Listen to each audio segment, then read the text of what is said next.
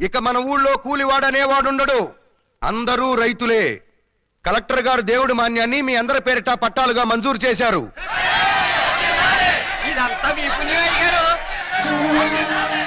ఇందులో నా పుణ్యమేముందరా? ఏనాడో మీరు చేసుకున్న పుణ్యానికి ఆ దేవుడిచ్చిన వరం. అందుకే ఆ దేవుడికి అభిషేకం చేయించి ఆ దేవుని సమక్షంలో మీ అందరికీ పట్టాలు పంచి పెడతాను. పొలం మాది, పంపకం నీదా?